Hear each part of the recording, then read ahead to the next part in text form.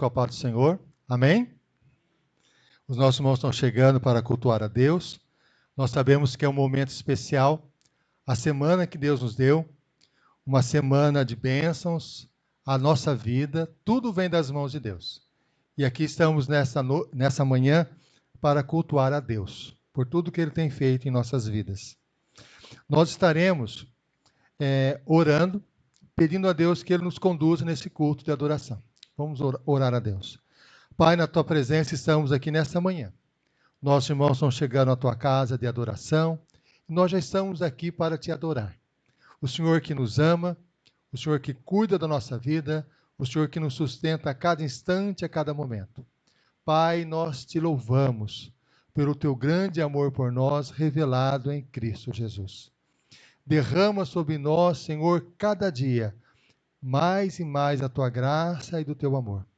Vem estar nos conduzindo nesse culto de adoração. Que os cânticos, as orações, tudo que nós apresentarmos diante do Teu altar, seja de acordo com a Tua vontade, Senhor. Seja movido pelo Teu Santo Espírito. Vem estar conosco. É o que nós pedimos em nome de Jesus. Amém. Meus irmãos, a palavra de Deus lá no Salmo 42, versículo 1 e 2, diz o seguinte, Salmo 42, versículo 1 e 2. Como suspira a corça pelas correntes das águas, assim por ti, ó Deus, suspira a minha alma. A minha alma tem sede de Deus, do Deus vivo. Quando irei e me verei perante a face de Deus? Vamos ler de novo. Como suspira a corça pelas correntes das águas, assim por ti, ó Deus, suspira a minha alma. A minha alma tem sede de Deus, do Deus vivo. Como irei e me verei perante a face de Deus? Esse texto nos convida a analisar a nossa necessidade de Deus como a necessidade da água. Nós precisamos da água para viver. A água faz parte da nossa existência, precisamos dela. A Darcy não quer, mas vou fazer isso. Os irmãos podem observar que aqui na frente nós temos dois vasos. Um vaso está diferente do outro, não está? Qual será a diferença entre os dois vasos? Um recebeu água, né? Nós conversamos com a nossa irmã que durante a semana cuida ela provavelmente colocou água em um vaso e no outro vaso provavelmente esqueceu de colocar água. A claridade também ajuda. E agora eu pergunto para os irmãos, olha, a pergunta é difícil. Qual recebeu água e claridade, qual não recebeu água? Qual recebeu água? Aquele. Qual não recebeu? A nossa vida, não é assim? Em relação a Deus. Quando nós estamos na presença de Deus e nós somos alimentados por Deus, encontramos a nossa vida saciada em Deus, como que nós estamos? Como que nós vivemos? De que tipo de vaso? Isso aqui. E se nós não estivermos na presença de Deus, não nos alimentarmos com Deus, não nos fortalecermos em Deus, de que forma nós ficamos? Os irmãos já se sentiram desse jeito? Já sentiram daquele jeito? É Deus que faz a diferença em nossa vida. Espiritualmente é o que acontece. Por isso esse salmo diz: como suspira a corça pelas correntes das águas, assim por ti, ó Deus, suspira a minha alma. A minha alma tem sede de Deus, do Deus vivo. Quando irei e me verei perante a face de Deus? Nós precisamos de Deus. Nós estaremos orando, pedindo a Deus que Deus nos conduza nesse culto, cada um de nós individualmente, pedindo a Deus que Deus fale ao nosso coração, nos conduza nesse momento de adoração a Deus. Vamos cada um de nós orar a Deus individualmente nesse momento. Vamos orar a Deus.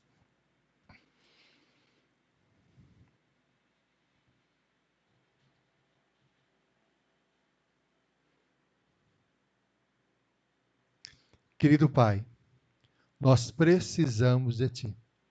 Da mesma forma que uma planta necessita da água para poder ter vitalidade, para poder expressar a sua beleza, para poder exalar o seu perfume, nós também precisamos de Ti, Senhor, para nos fortalecer, para nos nutrir, para nos dar esperança, para fortalecer o nosso coração. Senhor, nós estamos na Tua casa nesta manhã, porque nós precisamos de Ti. Alimenta, Senhor, o nosso coração, alimenta, Senhor, a nossa alma. Senhor, nós te pedimos, nos conduza inteiramente nesse culto de adoração. Pedimos perdão pelos nossos pecados. Pecados, ó Pai, que nos fazem muitas vezes se afastar de Ti, não buscar a nossa força na Tua presença e nos fazem enfraquecer. Perdoa-nos, ó Senhor, dos nossos pecados, perdoa-nos de tudo aquilo que temos feito que desagrada o Teu coração. E venha, Senhor, nos conduzir nesse culto de adoração. É o que nós pedimos a Ti, é o que nós suplicamos a Ti, no nome maravilhoso de Jesus. Amém. E quando prestamos um culto a Deus, uma forma que expressamos nossa adoração a Ele é através de cânticos. E nós vamos nos colocar de pé e vamos louvar a Deus com alguns cânticos espirituais. Hoje está conosco o nosso irmão Mateus Gasparotto. Os irmãos sabem quem é? É nosso irmão lá de Hortolândia, né? Nessa semana, nosso irmão Lucas não pôde estar conosco, ele está conosco, nosso irmão Gasparotto. E ele, os irmãos lembram dele, tocava muitas vezes de máscara, né? Na época da pandemia, né? Então nós louvamos a Deus porque Ele está conosco aqui nesse momento, nos auxiliando nesse momento como instrumentista, louvando ao Senhor. Então vamos louvar a Deus com cânticos espirituais. Amém. Louvamos a Deus pela vida do Mateus e vamos continuar louvando ao nosso Deus, declarando que nós cantaremos desse amor, que é maravilhoso, que é incondicional nas nossas vidas. Amém?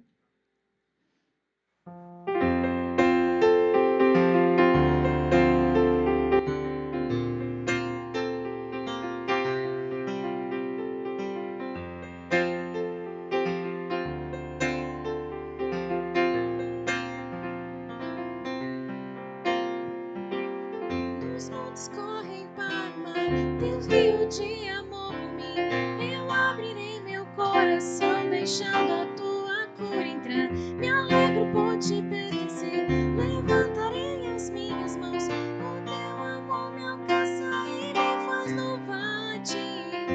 Cantarei teu amor para sempre, cantarei teu amor para sempre, cantarei teu amor para sempre, cantarei teu amor para sempre.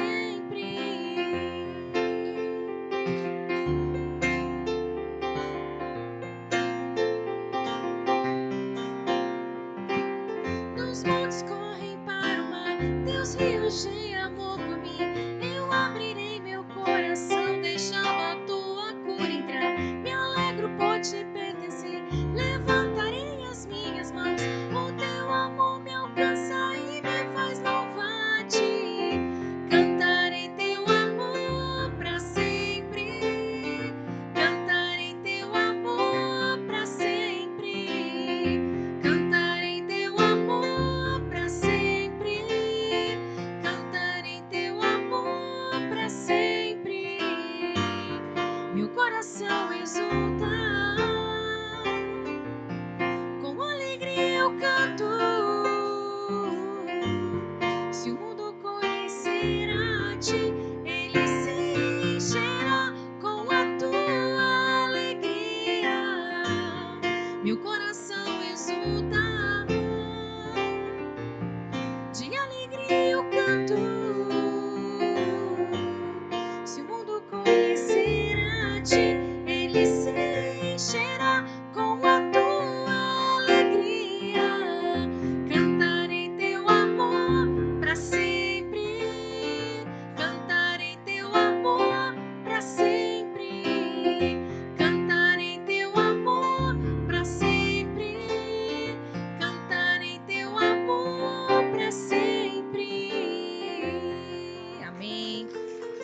Que não fique só em quatro paredes, né? Que realmente nós possamos cantar, falar e demonstrar esse amor do Senhor, amém? E nós vamos declarar também que em espírito e em verdade, nós estamos aqui para louvar, para engrandecer o nome do Senhor, porque nós nascemos, nós vivemos para honra e para louvar a Deus, amém? Em espírito, em verdade, te adoramos, te adoramos. Em espírito, em verdade, te adoramos,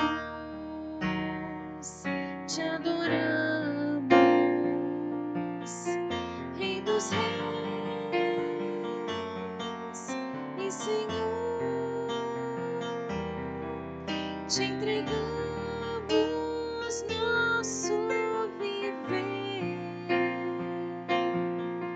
Rei dos Reis e Senhor,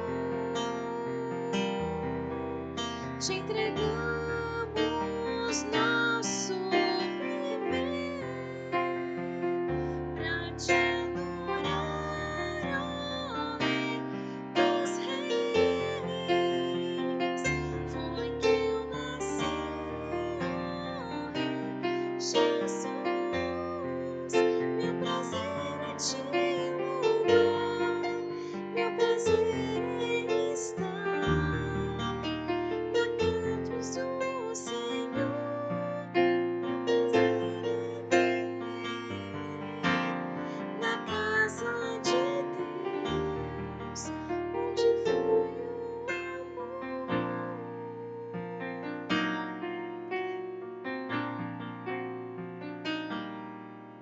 Em espírito, em verdade, te adoramos, te adoramos. Em espírito, em verdade, te adoramos, te adoramos, Rei dos Reis e Senhor, te entregamos nosso viver, Rei dos Reis e Senhor,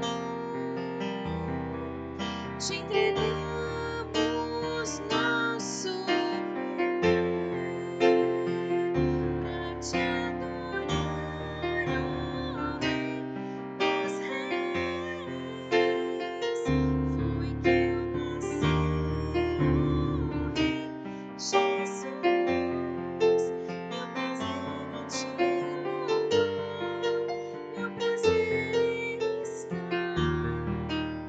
nos atos do Senhor, meu prazer é viver na casa de Deus, onde flui o amor, para te adorar, para te adorar, Rei dos Reis. Foi que eu nasci, ó Rei Jesus. Meu prazer é te louvar, meu prazer é estar nos atos do Senhor, meu prazer é viver na casa de Deus, onde flui o amor.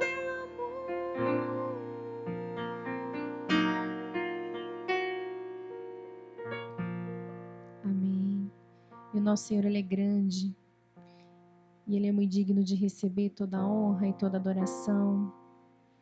Nosso Senhor, Ele é acima de todas as coisas, acima de todas as dificuldades. Aqui nós podemos entregar todos os dias as nossas vidas, os nossos problemas, os nossos medos, porque nós cremos que o Senhor, Ele é grande. E Ele está acima de qualquer coisa. Amém? Então declare comigo isso. Tu és grande, Senhor.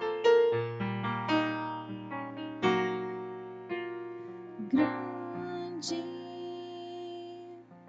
é o Senhor e muito digno de louvor.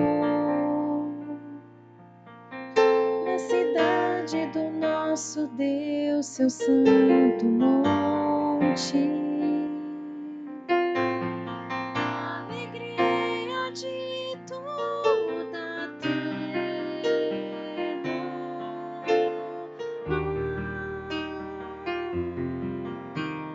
grande é o Senhor em quem nós temos a vitória e que nos ajuda contra o inimigo. Por isso diante dele nos prostramos.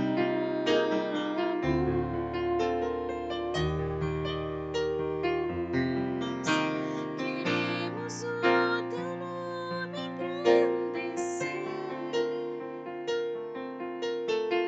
e agradecer-te por tua obra em nossas vidas. Confiamos em teu infinito amor, pois só tu és o Deus eterno sobre toda a terra e céu.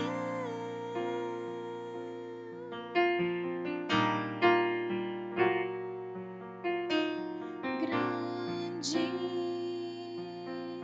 é o Senhor em quem nós temos a vitória e que nos ajuda contra o inimigo. Por isso diante dele nos prostramos.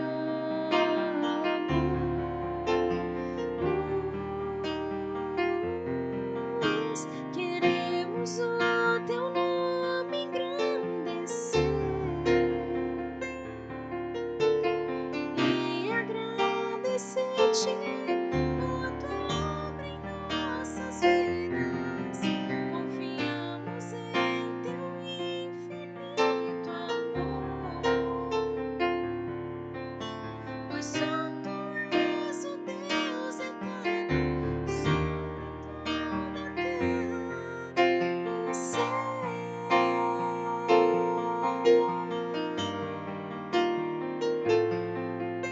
Queremos o teu nome engrandecer. Nós te agradecemos, Senhor, e agradecer-te por tua obra em nossas vidas. Confiamos em teu infinito amor, pois só tu és o Deus eterno sobre toda a terra e céu.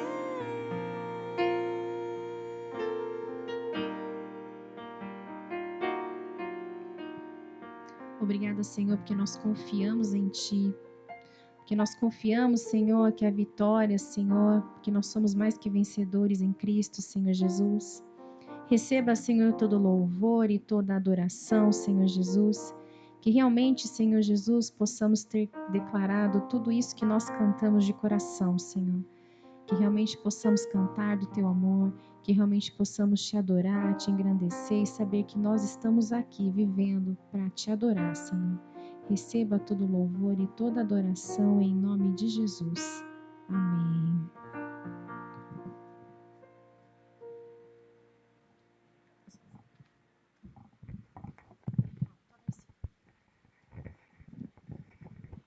Paz do Senhor, irmãos. Nós vamos cantar hoje os frutos do Espírito, né, Mateus? A gente só consegue, né, servir a esse Deus, falar do amor de Deus, porque os frutos do Espírito estão em nós, porque por nós mesmos, né, como o rapaz falou da planta aqui, Eu falei, não fala da planta, porque a planta já está feia. Você vai falar, todo mundo vai perceber. Ele falou. Aí Deus dá essa bondade, benignidade, né? Para a gente amar as pessoas, né? Vem, Joca. Hoje nós temos a visita do Caio. O Caio vai cantar dali mesmo, né? Parabéns pro Joca que trouxe visita.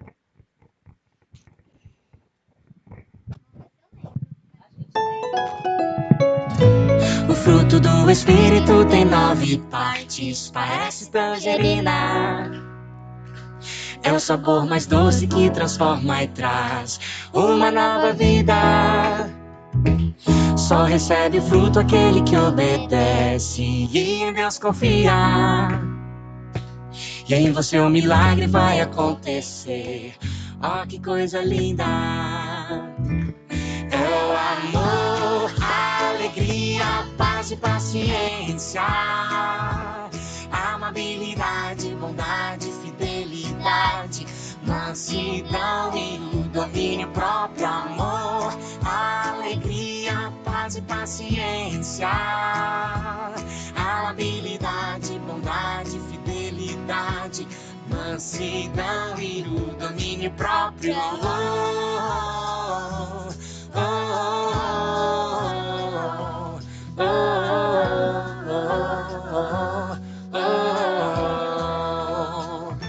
O fruto do Espírito tem 9 partes, parece tangerina. É o sabor mais doce que transforma e traz uma nova vida. Só recebe o fruto aquele que obedece e em Deus confia. E em você um milagre vai acontecer. Oh, que coisa linda!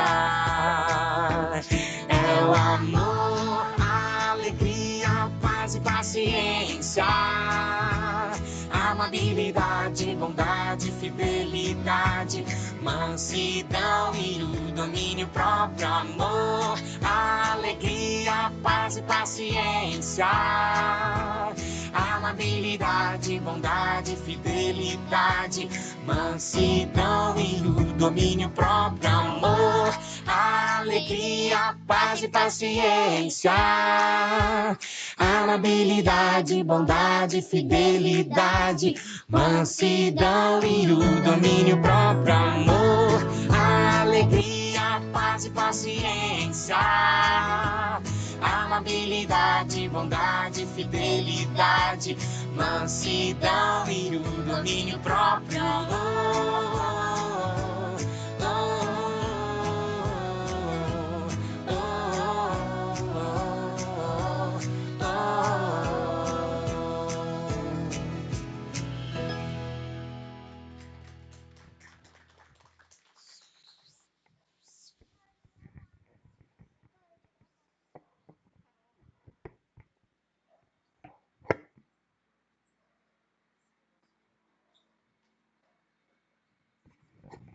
Meus irmãos, vamos estar orando. Os irmãos podem se assentar. Vamos orar pedindo que Deus continue falando conosco.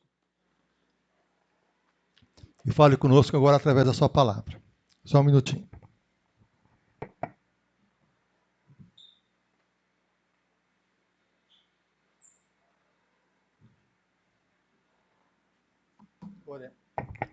Oremos. Pai, nós suplicamos. Nós te louvamos, Senhor, por estarmos aqui. Fala ao nosso coração pela tua palavra, que é a espada do Espírito. Que a tua palavra, Senhor, haja poderosamente em nossa vida, operando mudanças nos nossos pensamentos, operando mudanças no nosso coração, operando mudanças, Senhor, na nossa forma de viver. Que a tua palavra, Senhor, como um bisturi, possa abrir o nosso coração, revelar dentro de nós o que há em nós e nos transformar por meio do teu Santo Espírito. Fale a cada um de nós e usa-me, ó Senhor, como instrumento nas tuas mãos para anunciar a tua palavra. É o que nós pedimos no nome de Jesus. Amém. Meus irmãos, nós vamos estar iniciando agora uma nova série de mensagens que tem esse título: né? Recalculando a rota, redescobrindo o propósito de Deus para a nossa vida. Nós iniciamos o ano com uma série de mensagens recalculando a rota, a oração como bússola para 2025, e agora estamos tendo uma nova série, que é recalculando a rota, redescobrindo o propósito de Deus para a nossa vida. E aí vem uma questão. Os irmãos reconhecem quem é essa pessoa que está aí? Quem é essa pessoa que está levantando esse troféu aí em cima? Qual o nome dele? Como? Tom Brady? Tom Brady. Certo? Alguns irmãos não sabem quem ele é.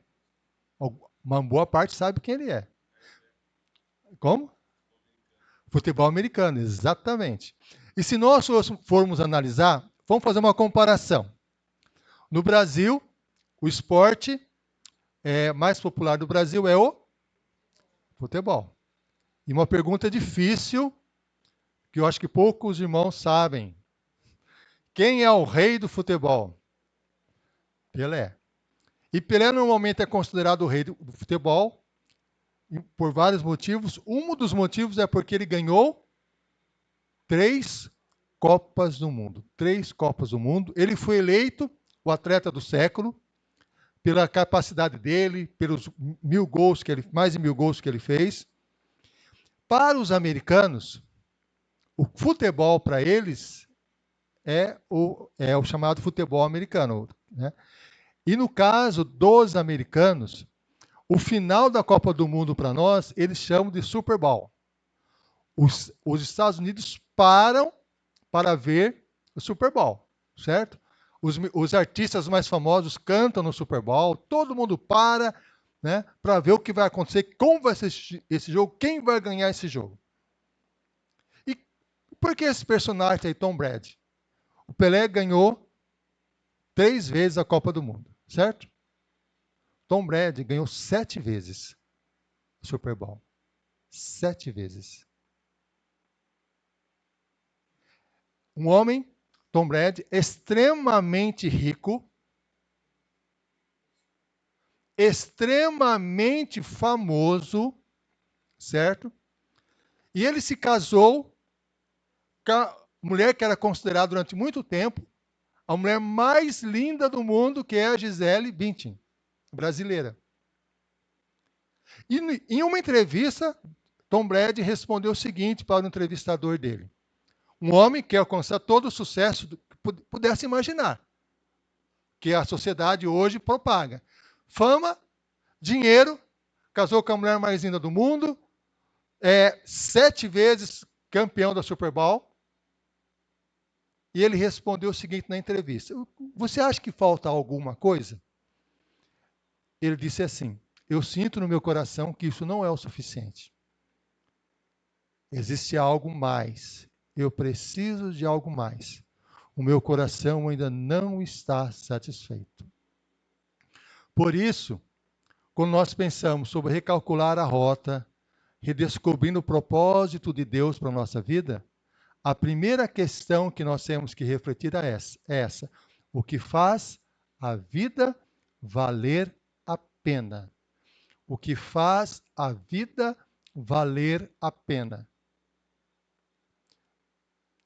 Podemos dar várias respostas, mas a palavra de Deus tem uma resposta para isso, dada na experiência do apóstolo Paulo. Vamos abrir a palavra de Deus lá no livro de Atos, capítulo 20, o versículo 24. Atos, capítulo 20, o versículo 24. Atos, capítulo 20, o versículo 24. Paulo diz assim, Atos, capítulo 20, versículo 24. Porém, em nada considero a vida preciosa para mim mesmo, contanto que complete a minha carreira e o ministério que recebi do Senhor Jesus para testemunhar o evangelho da graça de Deus. Vou ler novamente. Paulo afirma o seguinte: porém, em nada considero a vida preciosa para mim mesmo, contanto que complete a minha carreira e o ministério que recebi do Senhor Jesus para testemunhar o evangelho da graça de Deus. Em outras palavras, o que Paulo está dizendo? Paulo diz o seguinte, né? Agora travou aqui. Paulo afirma que para a vida valer a pena, é essencial a pessoa ter um propósito para viver. Olha só o que ele diz: em nada considero a vida preciosa para mim mesmo, contanto que complete a minha carreira. Em outras palavras, se eu não concluir ou não realizar o propósito, a minha vida não tiver um propósito para viver, a minha vida não tem valor. Paulo está fazendo uma avaliação da própria vida. E é comum nós fazermos isso também. Às vezes, nós paramos no nosso dia a dia e começamos a refletir, mas será que a minha vida vale a pena? O que me dá forças para levantar de manhã? Qual é a razão da minha existência, a razão da minha vida? Afinal de contas, onde eu vou encontrar forças para viver? Com qual propósito? Qual a razão da minha existência? Qual a razão da minha vida? Qual o meu propósito para viver? Esse é o questionamento que Paulo fala. E Paulo fala que ele só tem valor se ele cumprir a sua carreira. Quando nós percebemos que a nossa vida não tem um propósito, não tem uma razão de ser, nós desvalorizamos a nossa vida pessoal. Isso acontece no nosso coração. Nos sentimos menor. Às vezes nós começamos a ser dominados por sentimentos de profunda tristeza, sentimentos de profunda angústia, porque nós não conseguimos encontrar uma razão para viver, um propósito para a nossa existência. Viktor Frankl, um psiquiatra que vivenciou o nazismo alemão, ele foi preso num campo de concentração. Ele desenvolveu toda uma série de estudos chamado logoterapia. E Viktor Frankl fala o seguinte: ter um propósito para viver, ou a vida ter um sentido, é a razão máxima da existência de um ser humano. Se uma pessoa não perceber que a sua vida tem uma razão de ser, tem um propósito, essa pessoa não tem forças para viver. E ele comenta a experiência no próprio campo de concentração. As pessoas chegavam lá no campo de concentração, muitas pessoas fortes, robustas, mas não conseguiam sobreviver com o passar do tempo. Tamanho sofrimento que eles passavam naquele momento. Alguns, ele comenta, que se jogavam na cerca eletrificada para morrer, porque eles não encontravam razão para a sua existência, para a sua vida. Mas outras pessoas não. Outras pessoas mais frágeis, mais fracas, ele percebeu que essas pessoas conseguiam sobreviver mesmo diante de dores profundas. E qual era o motivo? Eram pessoas que esperavam, quando fossem sair do campo de concentração, reencontrar os seus familiares. Por ter esse propósito para viver, elas suportavam todo tipo de sofrimento, todo tipo de dor. Então ele defendia isso. É necessário que as pessoas tenham um propósito para viver. Inclusive, quando a pessoa procura para fazer tratamento com ele, uma das questões fundamentais que ele fala é o seguinte: por que você não se mata? Pergunta radical. Por que ele faz isso? Para a pessoa dizer: olha, eu não posso fazer isso porque tal pessoa precisa de mim. Eu não posso fazer isso porque eu tenho algo a fazer ainda. E tenho uma missão a ser cumprida. Então ele usa todo um estudo indicando que a necessidade que todo ser humano tem é ter um propósito para viver. Por isso Paulo fala: em nada considero a minha vida preciosa para mim mesmo, contanto que complete a minha carreira. Eu preciso de um propósito para viver. E aí, há um grande perigo nessa situação. Por quê?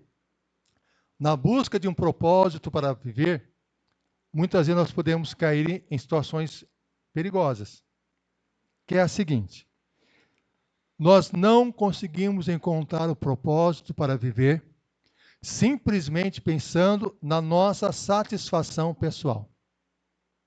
Por exemplo, para mim encontrar o meu propósito para viver, lógico, eu sei o que é. Muitas vezes pensamos assim: eu desfrutar todo tipo de prazer que o mundo possa oferecer. Se for um prazer sadio, eu vou encontrar satisfação para a minha vida, eu vou encontrar uma razão para a minha existência. Acontece que esse tipo de busca de propósito, pensando na nossa própria análise, na nossa própria reflexão, muitas vezes nós acabamos descobrindo o quê? Que o nosso coração não se satisfaz, que o nosso coração não é preenchido. Parece que na ânsia de encontrar uma razão para viver um propósito, o nosso coração fica mais vazio ainda. Sentimos mais fragilizados ainda. A palavra de Deus nos conta de um pai que tinha 2 filhos. Os 2 filhos estavam num relacionamento com o pai. Os 2 filhos desfrutavam da companhia do pai. Os 2 filhos ali desfrutavam do sustento do pai. Mas o filho mais novo se aproximou do pai e falou o seguinte: pai, me dá parte da herança que me cabe. Em outras palavras, pai, está faltando algo na minha vida e você vai ter que me dar esse algo que é a parte da minha herança. O pai deu a parte dele. E o que ele fez? O texto bíblico fala, Jesus contando, que ele abandonou o pai e resolveu partir para curtir a vida. Ele foi atrás dos prazeres que a vida oferecia. Na visão dele, os prazeres ele encontraria talvez nos seus amigos, talvez nas festas que ele podia participar. E Jesus conta que ele gastou tudo o que ele tinha nesses prazeres, gastou tudo. Até que chegou o momento que acabou os recursos financeiros dele, os amigos foram embora, ele ficou sozinho e ele teve que se alimentar da comida dos porcos. E quando Jesus conta essa história, os porcos para os judeus eram os animais mais imundos que existem. Se nós fôssemos comparar hoje, é como se alguém estivesse dizendo, ele teve que se alimentar da comida dos ratos. Era algo extremamente repugnante. Então, aquele homem que acreditava que os prazeres neles encontraria o propósito da sua existência, da sua vida, ele percebeu que não encontrou. E ele sentiu-se muito mal. Quando nós buscamos os prazeres, buscamos o propósito da nossa vida nos lugares errados, além de nós não encontrarmos o propósito, o vazio do nosso coração aumenta ainda mais. A angústia aumenta ainda mais. Sentimos muito mais para baixo, sentimos muito piores do que o momento quando nós começamos. Existe um escritor que na língua inglesa é considerado um dos maiores escritores da língua inglesa, Ernest Hemingway. Ele escreveu um livro, que é O Velho e o Mar, Porque os Sinos Dobram, e esses livros que ele escreveu foram best-sellers. Ele é considerado um dos maiores escritores da língua inglesa, um americano, e os livros dele estavam relacionados na busca de um sentido para viver. As histórias dele relacionavam-se a isso. E com 62 anos, 63 anos, ele acabou tirando a própria vida. Porque ele não encontrou a razão para viver na sua busca pessoal, nas suas reflexões pessoais, nas suas angústias do coração, na luta pessoal dele. Por isso, é um desafio muito grande. Quando Viktor Frankl afirma que ter um sentido para a vida é uma das principais razões para viver. Quando o apóstolo Paulo afirma: em nada considero a minha vida preciosa para mim mesmo, contanto que complete a minha carreira, contanto que realize o meu propósito, Paulo fala algo muito importante. Paulo indica que o propósito para a vida dele não foi encontrado nas suas próprias reflexões. Não foi encontrado nos prazeres. Não foi encontrado nas suas ideias pessoais. Aonde ele encontrou o propósito para a sua vida? Olha o que a palavra de Deus diz. O propósito, ele afirma, recebi do Senhor Jesus. O propósito para viver foi dado por Deus. Foi Deus que deu esse propósito para ele. Da mesma, se nós formos pensar, nós comprarmos um aparelho, hoje muitas vezes nós não fazemos isso. Mas vamos supor que você compre um aparelho que você não sabe o que é, como funciona direito. O que nós temos que fazer automaticamente? Olhar ou ler o manual do fabricante, para saber como que funciona, qual é a tensão desse aparelho, como que eu monto esse aparelho, como que eu organizo esse aparelho. Eu tenho que olhar o manual do fabricante. Da mesma forma, o nosso fabricante é Deus, o nosso Criador é Deus. Se nós queremos encontrar o propósito da nossa vida, nós temos que encontrar esse propósito em Deus. Porque Ele que nos criou, Ele estabeleceu um propósito para nós. E Paulo fala, né, que em nada considero a minha vida preciosa para mim mesmo, contanto que complete a minha carreira e o ministério que recebi de Cristo Jesus. O propósito foi dado por Deus. É Deus que dá o propósito para a nossa vida. E a pergunta vem a seguir é: mas que propósito, afinal de contas, é esse? Que propósito é esse? Paulo afirma que ele tem um propósito para viver. Se ele não cumprir esse propósito, a sua vida não tem valor. Ele afirma que esse propósito é uma carreira, e essa carreira ele recebeu de Deus, recebeu de Cristo Jesus. Mas que propósito, afinal de contas, é esse? Olha o que a palavra de Deus diz. O propósito é testemunhar. Olha o que Paulo afirma. Em nada considero a minha vida preciosa para mim mesmo, desde que complete a minha carreira e o ministério que recebi do Senhor Jesus para testemunhar o evangelho da graça de Deus. Foi esse o propósito que Paulo recebeu de Cristo Jesus e ele se empenhava em realizar. E como Paulo fazia isso? Paulo fazia de 3 formas. Ele convidava as pessoas para vir a Cristo. Nós temos, por exemplo, quando Paulo esteve na cidade de Atenas, uma cidade que tinha vários locais de adoração. Paulo aproveitou aquele momento para anunciar Jesus Cristo, convidando as pessoas para se aproximarem de Jesus. Paulo tinha consciência que para testemunhar de Cristo é necessário convidar as pessoas para vir a Cristo, e é o que ele fazia. Paulo também, para testemunhar de Cristo, ele também ensinava as pessoas a viverem em Cristo. Nós temos os livros da Bíblia, são 13 livros que Paulo escreveu. Romanos, 1º, 2º Coríntios, Gálatas, Efésios, Filipenses. São orientações de Paulo dando para aquelas pessoas que receberam a Cristo como viver em Cristo.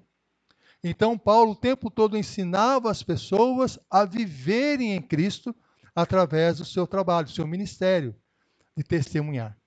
E Paulo também preparava as pessoas para falar de Cristo a outros. Nós temos, na palavra de Deus, 2 cartas de Paulo preparando as pessoas. O livro de Timóteo, que ele escreveu para um discípulo dele na fé, para que ele pudesse falar do amor de Deus a outras pessoas, e o livro de Tito, que tem a mesma função.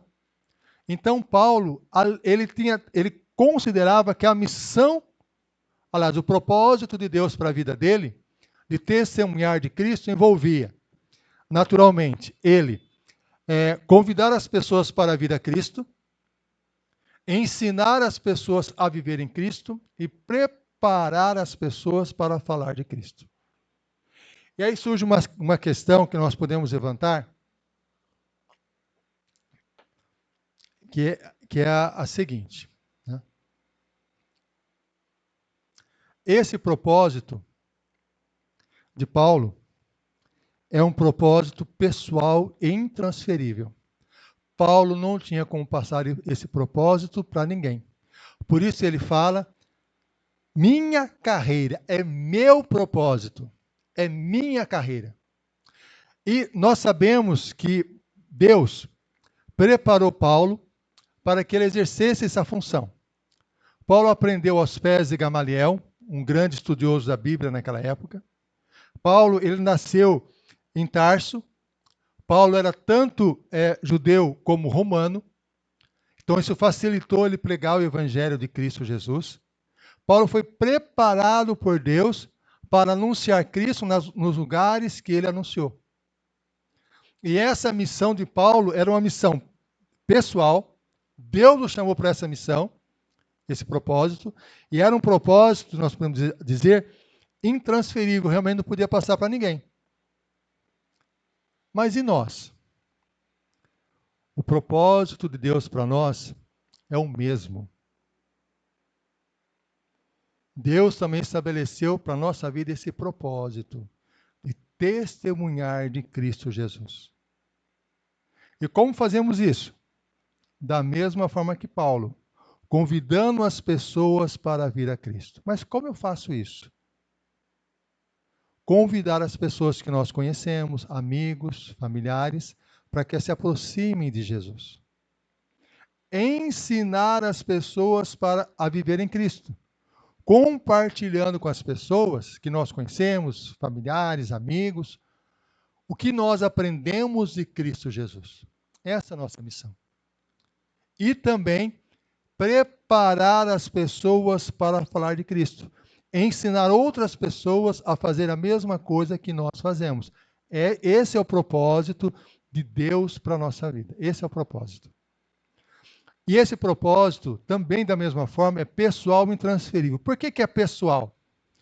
Cada um de nós, Deus trabalhou de uma forma diferente. Cada um de nós. Muitos irmãos aqui, Deus trabalhou com experiências de vida diferentes. Experiência de vida familiar, experiências na dor e no sofrimento, experiências profissionais, experiências de estudo. E Deus colocou na nossa vida pessoas, familiares, amigos, colegas, vizinhos. Todas essas pessoas que Deus colocou em nossa vida é algo pessoal. Vou dar um exemplo para os irmãos. Eu e a Darcy, né, nós vamos completar 37 anos de casados. 37. Como nós somos 37 anos de casados, nós temos os mesmos amigos? Não. Ela tem as amigas dela, eu tenho os meus amigos. Nós tivemos a mesma formação? Não. Nós tivemos a mesma experiência de vida? Uma parte sim, mas uma parte não. Nós dois, apesar de vamos completar 37 anos de casado, nós temos experiências diferentes. Por isso o chamado de Deus para a minha vida é pessoal e intransferível. Ela não pode fazer o que eu posso fazer. E eu não posso fazer o que ela pode fazer, porque o chamado dela é pessoal e intransferível. Da mesma forma, cada um de nós, aonde Deus nos colocou, toda a formação de vida que Deus nos deu, toda a experiência de vida que Deus nos deu com um propósito, com um objetivo. E qual objetivo é esse? Testemunhar do Evangelho da graça de Cristo Jesus. Testemunhar o Evangelho da graça de Deus. Esse é o propósito que Deus deu para nós. Esse é o propósito. E, repetindo, é um propósito pessoal, porque é impossível eu, por exemplo, ter o mesmo grupo de amigos e amigas que os irmãos têm. Eu ter os mesmos familiares que os irmãos têm. Vamos colocar eu a cadeira assim novamente. Nós temos os mesmos familiares? Não. Tem o meu irmão, a minha irmã, a minha família, ela tem a família dela, são características diferentes. Os meus colegas de trabalho, que eu converso com eles, estou aposentado, mas converso lá no WhatsApp, são pessoas diferentes. Não é o contato dela. Por isso, o chamado de Deus é sempre um chamado pessoal e é um chamado intransferível. Deus tem um propósito para a vida de cada um de nós, que é testemunhar o evangelho da graça de Deus. Nós precisamos, é necessário, termos clareza nessa compreensão. E também para a igreja. Da mesma forma que cada igreja tem uma característica, a nossa também tem uma característica. A nossa igreja, ela tem o mesmo grupo de relacionamento, ela tem a mesma localização da igreja, por exemplo, da Vila IP? Não tem. São características diferentes. E Deus nos colocou em um bairro. Não nos colocou? Bairro São Bernardo. No bairro São Bernardo, Deus nos colocou aqui, por acaso? Deus nos colocou aqui com um propósito, não é assim? E que propósito é esse? Testemunhar do Evangelho da graça de Deus. Para quem? Para pessoas que só nossa igreja tem contato, as pessoas do bairro, primeiramente. E os irmãos que estão na igreja? Cada um de nós tem um propósito dado por Deus com as pessoas com quem os irmãos se relacionam no dia a dia. Que propósito é esse? Testemunhar do Evangelho da graça de Deus, convidar as pessoas para vir a Cristo, ensiná-las a viver em Cristo e prepará-las para falar de Cristo. E esse propósito é fundamental, nós temos essa convicção. É um propósito pessoal, é intransferível. Não tem como transferir para outra pessoa. E meus irmãos, só que quando nós pensamos em falar, em cumprir esse propósito de Deus, existe algo que perturba profundamente o nosso coração. Que algo que é esse? Nós começamos a pensar, eu não consigo fazer isso. Eu sei que Deus tem esse propósito para a minha vida pessoal, de testemunhar do Evangelho da graça de Deus para as pessoas com quem eu convivo, para as pessoas que moram ao meu lado, para a minha família. Eu sei disso, mas eu não consigo. Eu tenho muita dificuldade de convidar as pessoas para vir a Cristo. Eu tenho muita dificuldade em ensinar as pessoas a viver em Cristo. Eu tenho muita dificuldade de preparar as pessoas para falar de Cristo. Reconhecer isso, meus irmãos, é muito importante. É muito importante. Paulo, quando ele afirma, olha só, o texto bíblico. Olha o que o texto diz. Em nada considero a vida preciosa para mim mesmo. Presta atenção nesse texto.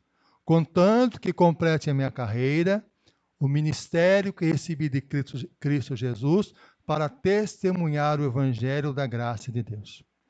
Paulo começa falando sobre valores pessoais. Eu não considero a minha vida preciosa para mim mesmo. Em outras palavras, Paulo está dizendo, eu me sinto inferior.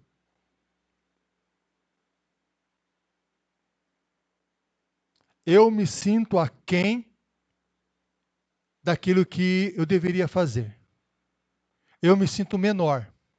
eu me sinto frágil. E ele continua. A menos que eu cumpra a minha carreira que recebi de Cristo Jesus. Paulo começa falando do seu valor pessoal. Meus irmãos, existe algo que nós temos que diferenciar no nosso dia a dia. Um é o sentimento de inferioridade. A palavra de Deus trabalha muito com o sentimento de inferioridade. Muito. A palavra de Deus, inclusive, afirma o tempo todo a necessidade de reconhecermos que somos inferiores. Por exemplo, a palavra de Deus fala assim: todos pecaram e carecem da glória de Deus. O que a palavra de Deus quer dizer com isso? Que todos nós somos pecadores. Não há como nós batermos no peito e dizer, eu não sou pecador. Todos nós somos pecadores. Todos nós. Isso nos faz sentir orgulhosos. Nos faz sentir inferiores. É um sentimento de inferioridade. A palavra de Deus ainda nos diz que nós temos uma missão a cumprir para honrar e glorificar a Deus, que é testemunhar o Evangelho de Cristo Jesus. Olhamos para nós, olhamos para a nossa capacidade, olhamos para o nosso temor, o que nós nos sentimos inferiores. Sentimento que vem sobre o nosso coração. Se nós olharmos a grandiosidade de Deus, o que nós percebemos? Que a palavra de Deus fala que não somos nada diante do Senhor.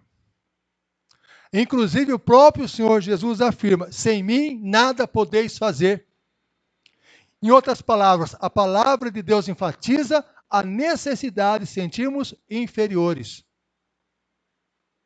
Mas, meu irmão e minha irmã, nós não podemos confundir sentimento de inferioridade com complexo de inferioridade. Por quê?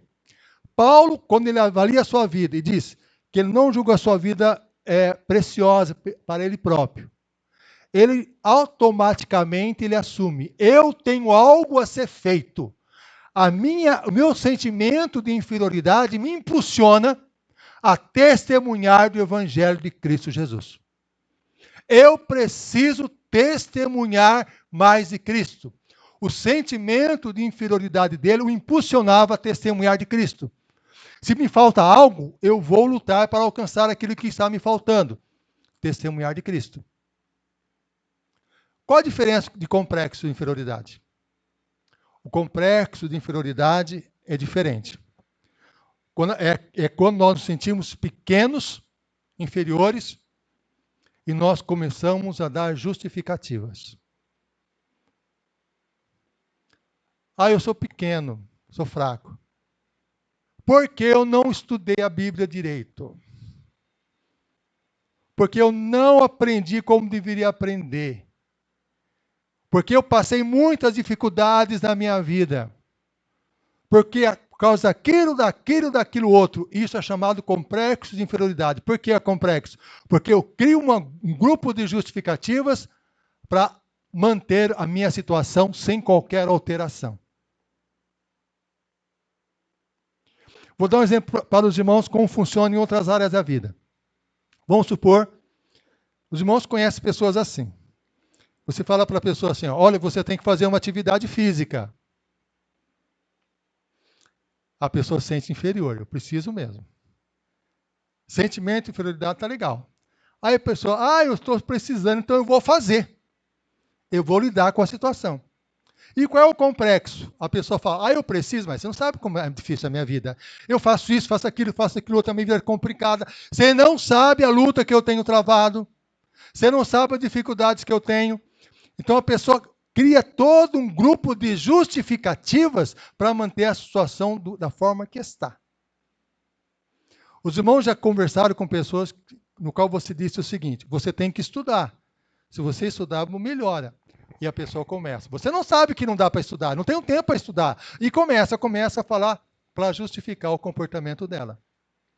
Paulo, ele não utiliza essa forma de pensar. Não julgo a minha vida preciosa para mim mesmo, contanto que cumpra a minha carreira.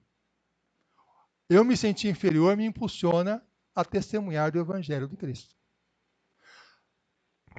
E sentir-se inferior nos dá uma possibilidade de nós desfrutarmos aquilo que é essencial na nossa vida, que é o que está no slide anterior aqui. Ó, para testemunhar tem que experimentar. Vamos falar de Paulo. Paulo era uma pessoa que tinha sentimento de inferioridade, mas Paulo era uma pessoa muito estudada. Paulo estudou aos pés de Gamaliel. Paulo estudou com muitos filósofos da época, a tal ponto, quando ele foi conversar com o rei Agripa falou o seguinte para ele: Paulo, as muitas letras se fazem delirar. O próprio rei reconhecia o grande conhecimento que Paulo tinha sobre diversos assuntos. Paulo, inclusive, afirma que ele era fariseu. Ele procurava observar a palavra de Deus nos mínimos detalhes. Paulo afirma também que ele era romano. Tinha o direito de um cidadão romano para enfrentar situações do dia a dia. Mas Paulo afirma o seguinte, que tudo isso ele abriu mão, porque isso tudo não dava a ele condições de testemunhar do Evangelho de Cristo. Não dava condições. Por maior conhecimento que ele tinha, maior habilidade intelectual que ele possuísse, posições destacadas na sociedade, isso não dava condições para ele. Ele só experimentou isso quando ele vivenciou na própria vida dele a graça de Deus.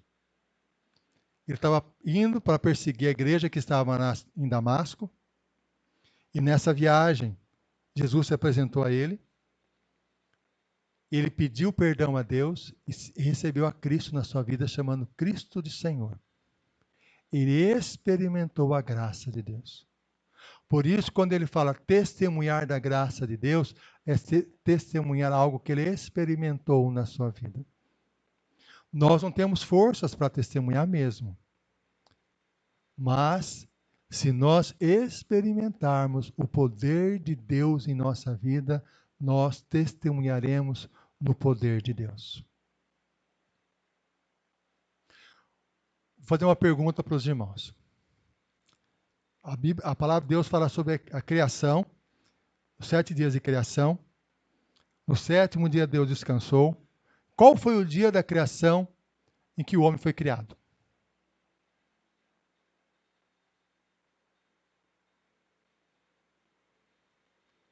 Tem até um filme com esse título. Qual foi o dia da criação que o homem foi criado? Foi no 6º dia. Por que Deus criou o homem no 6º dia? Porque primeiro Deus preparou toda a terra para a criação do homem, para que o homem desfrutasse da criação de Deus. Quando Jesus fala da necessidade de testemunharmos, Jesus fala o seguinte, lá em Mateus 28, 18 ao 20. Olha o que Jesus fala para os seus discípulos. Toda autoridade me foi dada no céu e na terra. Se nós voltarmos lá no livro de Gênesis, capítulo 1, versículo 1, fala que Deus criou os céus e a terra.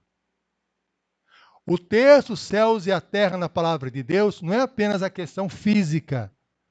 Significa que Deus criou todos os poderes no céu e na terra, espirituais e materiais. E quando Jesus fala, todo o poder me foi dado no céu e na terra, Jesus está dizendo o seguinte, eu tenho todo o poder nas minhas mãos. Em seguida ele diz, portanto, façam discípulos. O que Cristo quis dizer com isso? Eu estou dando a vocês poder para que vocês façam discípulos. Eu estou dando a vocês poder para vocês testemunharem de Cristo. Eu estou dando a vocês poder para vocês convidarem as pessoas para vir a Cristo, ensiná-las a viver em Cristo, prepará-las para falar de Cristo. Meus irmãos, quando um policial sai na rua, uniformizado, ele tem um poder de atuação, não tem? Nós até temos um certo receio do policial às vezes, né? Por questão de segurança, tantas notícias que tem por aí, mas há um poder sobre ele. Quando Jesus fala que todo poder foi dado no céu e na terra, portanto, vão e façam discípulos, Jesus está dizendo o seguinte: vocês farão isso não com a força de vocês, vocês farão isso com a minha força, com o meu poder. Porque se nós formos testemunhar de Cristo, confiando na nossa própria capacidade, naturalmente nós vamos bater o joelho um no outro. Naturalmente nós vamos ter muito medo. Naturalmente nós teremos muita dificuldade. Mas se nós nos conscientizarmos que existe um poder dado a Cristo Jesus para executarmos, para testemunharmos de Cristo, nós vamos fluir esse poder na hora que nós estamos falando do amor de Jesus a outras pessoas. Eu já contei para os irmãos a respeito disso, alguns anos atrás, vou só relembrar para os irmãos. Nós entregávamos sopa na rua. Há muitos anos atrás, na nossa igreja, nós fazíamos sopão, levávamos na rua para entregar para as pessoas. E eu lembro que um dia nós fomos em um lugar que tinha muito mato, tinha muito casebres assim.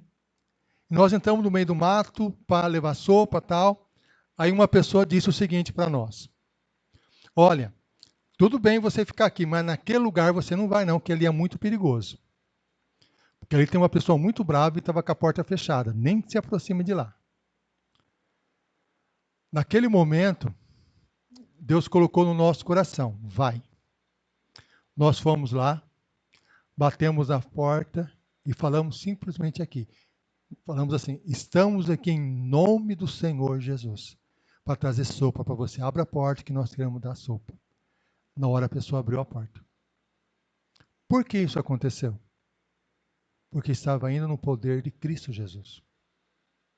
Às vezes nós olhamos para as dificuldades, vizinhos, familiares, amigos, e nós pensamos: não tem jeito. Não tem como falar de Cristo a essa pessoa, é muito difícil. Mas quando nós experimentamos o poder de Deus, e vamos no poder de Deus, nós descansamos nesse poder e realizamos a obra de Deus. Meu irmão e minha irmã, muitas vezes nós pedimos a Deus poder. Senhor, me dá poder, eu quero poder, eu quero poder. Para que Cristo dá poder? Com qual objetivo ele dá poder? Todo poder me foi dado no céu e na terra. Portanto, vão e façam discípulos. O sentimento de dificuldade para convidar as pessoas para vir a Cristo, ensiná-las a viver em Cristo e prepará-las para falar de Cristo, não há nenhuma dificuldade nisso. Por isso, nós temos aí, eu vou no poder de Cristo Jesus, não no meu poder. Eu vou buscar a presença do Senhor, eu vou orar a Deus e vou fazer no poder de Cristo Jesus, não no meu poder. Quando eu me sentir fragilizado, quando eu me sentir fraco, eu tenho que perceber: eu preciso recorrer ao poder de Cristo Jesus. Deus tem para a nossa vida algo muito precioso. Realizar esse propósito de Cristo Jesus. Realizar essa ação de Cristo Jesus. Testemunhar o Evangelho da graça de Deus. Por isso, nós precisamos suplicar ao Senhor: Senhor, opera no meu coração, opera na minha alma, faça-me reconhecer, Senhor, que esse é o propósito que o Senhor estabeleceu para a minha vida e me fortaleça, Senhor, nessa missão de testemunhar o Evangelho da graça de Cristo Jesus, no poder do próprio Senhor Jesus Cristo. Nós vamos nos colocar de pé, vamos estar orando a Deus, suplicando isso ao Senhor, que nos fortaleça para que possamos testemunhar o Evangelho da graça do Senhor. Pai, estamos na Tua presença e oração, E clamamos, Senhor, em nome do Senhor Jesus. Que o Senhor opere em nós, opere na nossa vida, para podermos, Senhor, cumprir o propósito que o Senhor estabeleceu para cada um de nós, que é testemunhar o evangelho da graça de Deus. E testemunhar esse evangelho, Senhor, significa, primeiramente, nós experimentarmos esse evangelho. Nós experimentarmos o poder de Deus na nossa vida, para depois, então, testemunharmos, falarmos de Cristo a outros. Senhor, nós pedimos em nome de Jesus, dá-nos, Senhor, a convicção que é o Teu Santo Espírito que nos fortalece, é o Senhor que nos dá poder para testemunhar e no Teu poder, Senhor, nos fortaleça para falarmos do Teu amor a outras pessoas. É o que nós pedimos em nome de Jesus. Amém. Amém.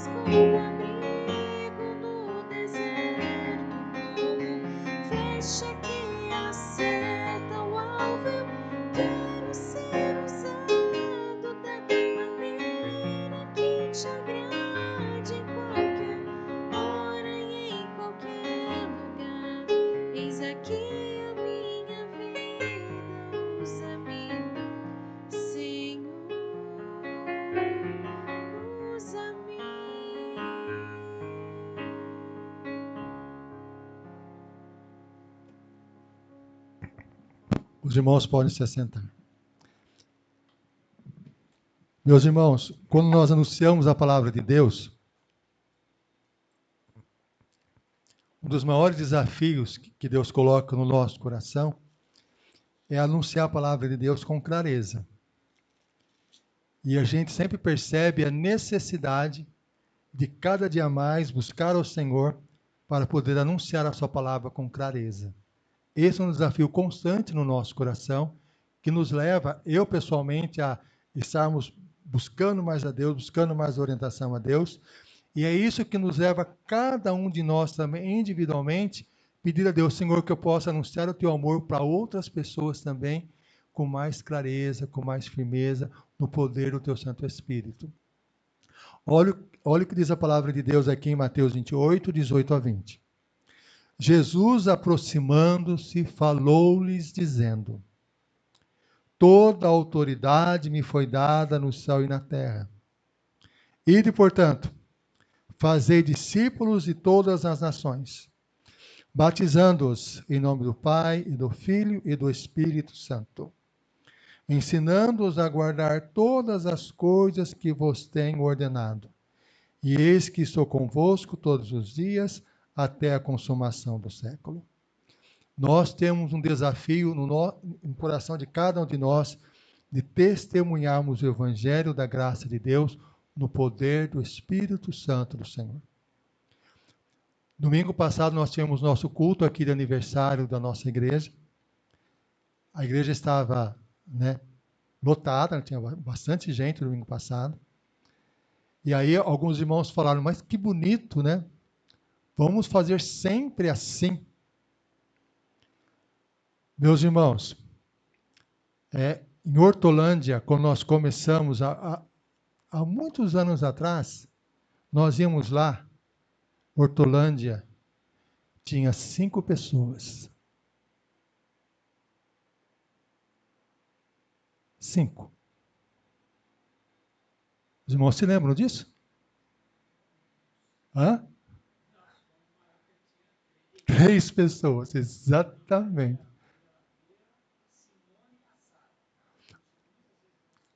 Hoje os irmãos vão em Hortolândia lá. Que bênção! O que aconteceu? É o poder de Deus testemunhando do Evangelho de Cristo Jesus. No Jardim Aeronave, no primeiro salão que nós alugamos, nós íamos lá várias vezes, tinha 4, 5 pessoas também. Agora os irmãos que vê lá o Jardim Aeronave, que nós temos lá um grupo grande de pessoas, não é assim? Nós temos irmãos da nossa igreja que estão lá no Jardim Aeronave, servindo ao Senhor lá, e estão lá em Hortolândia. O nosso desejo, nós sabemos, que esses nossos irmãos também estivessem conosco aqui, uma vez que nós somos a igreja mãe. Não é verdade? E a pergunta é, qual é o propósito do Evangelho de Cristo? Não é chegar a outras pessoas? Então, o desafio nosso como igreja é esse agora. É fácil? Não é fácil. Não é fácil. Nós tínhamos lá, quando tinha 18 anos, nós começamos um ponto de pregação em Nova Veneza. Desse ponto de pregação gerou uma congregação. Eram pouquíssimas pessoas com crianças, gerou uma congregação. A congregação cresceu, tal. Por quê? Foi anunciado a palavra de Deus. Nós temos que testemunhar de Cristo Jesus. É um desafio do nosso coração. A graça de Deus que Deus colocou em nossa vida nos convida, nos desafia a testemunhar. Convidar as pessoas para vir a Cristo, ensiná-las a viver em Cristo, prepará-las para falar de Cristo. E como vamos fazer isso? No poder do Espírito Santo de Deus. Esse é o desafio que Deus coloca no nosso coração. Esse é o desafio. É algo que vai exigir oração, vai exigir de nós estar na mão do Senhor para que Ele haja nessa direção. Vamos nos colocar de pé, vamos estar encerrando o nosso culto, e nós já teremos nosso café e já vamos ter a nossa aula, vamos refletir sobre isso, vamos ver o que os irmãos vão conversar sobre isso, conversar sobre essa questão. Vamos orar. Pai, nós te louvamos, porque o Senhor é um Deus amoroso. Nós te louvamos por Cristo Jesus, o nosso Senhor e o nosso Salvador.